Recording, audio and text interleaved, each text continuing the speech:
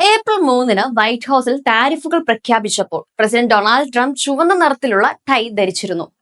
അദ്ദേഹത്തിന്റെ പേഴ്സണൽ സ്റ്റൈലിന്റെ ഭാഗമായി എപ്പോഴും ചുവന്ന ടൈ ധരിക്കാൻ ട്രംപ് ശ്രദ്ധിക്കാറുമുണ്ട്.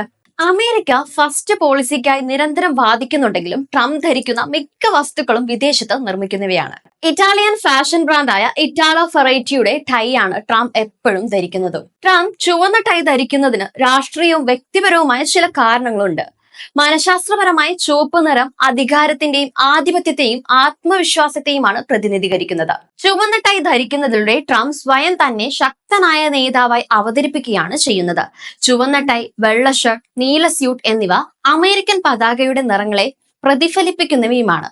ഇത് ധരിക്കുന്നതിലൂടെ അദ്ദേഹം തന്റെ ദേശസ്നേഹവും ദേശീയതയുമായ വികാരവുമാണ് ശക്തിപ്പെടുത്തുന്നത്. ചുവന്ന ടൈ ഇപ്പോൾ ട്രംപിന്റെ ബ്രാൻഡിങ്ങിന്റെയും ഐഡന്റിറ്റിയുടെയും ഭാഗമായി കഴിഞ്ഞു. ട്രംപിന്റെ സിഗ്നേച്ചർ ടൈകൾ ഉൾപ്പെടെയുള്ള വസ്ത്രങ്ങൾ പ്രധാനമായും വിദേശത്താണ് നിർമ്മിക്കുന്നത്. ഇറ്റലി, ചൈന തുടങ്ങിയ രാജ്യങ്ങളിൽ നിർമ്മിച്ചവയാണ് മിക്കതും.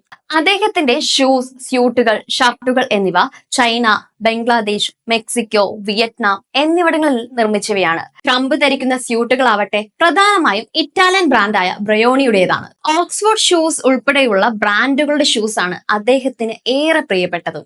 ഔദ്യോഗിക പരിപാടികൾക്കുള്ള വസ്ത്രങ്ങൾക്കായി അദ്ദേഹം വൈറ്റ് ഹൌസിൽ നിന്നുള്ള ഫണ്ടല്ല, സ്വന്തം പണമാണ് ഉപയോഗിക്കുന്നതെന്നാണ് റിപ്പോർട്ടുകൾ.